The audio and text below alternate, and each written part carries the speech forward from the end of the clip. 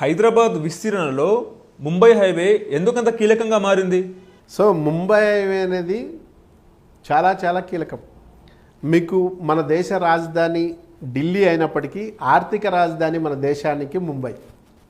So ఈ Mumbai హైవేని richest highway అంటారు. మనం జస్ట్ ఔటర్ రింగ్ రోడ్డును ఒకసారి మనం అబ్జర్వ్ చేస్తే తెలిసిపోతుంది ముంబై ప్రాధాన్యత ఏందని. మీరు ఎక్కడైనా చూడండి, ఔటర్ రింగ్ రోడ్డు ఇలా సర్కిల్గా ఉంటుంది.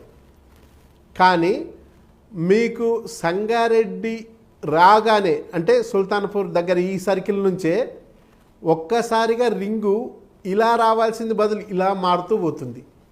రీజన్ ఏంటంటే ముంబై హైవేకు బేస్ చేసుకుని ఉన్న రింగ్ రోడ్ ఏదైతే ఉందో, రింగ్ రోడ్ రాకముందే ముంబై హైవే డెవలప్ అయి ఉంది.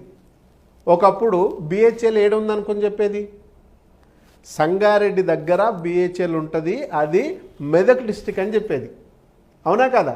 కానీ ఈరోజు బిహెచ్ఎల్ అనేది హైదరాబాద్ నడిబొడ్డుకు వచ్చింది. అదే కాకుండా పటాన్ చెరువు ఒకప్పుడు ఎక్కడో ఉందనుకునేది, పటాన్ చెరువు కూడా ఈరోజు హైదరాబాద్ జిహెచ్ఎంసీలో ఉంది. మీకు ఇప్పుడు ఈ ముంబై హైవేలో ఏదైతే ఇస్నాపూరు లేదా ముత్తంగి ఔటర్ రింగ్ రోడ్ నుంచి మొదలుకుంటే కూడా ఔటర్ రింగ్ రోడ్ లోపు ఉన్నట్టే ఉంటుంది.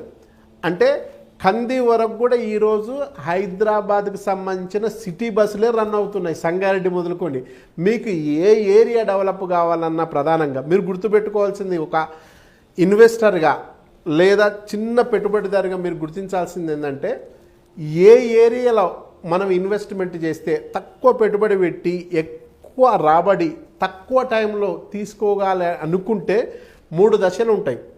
అభివృద్ధి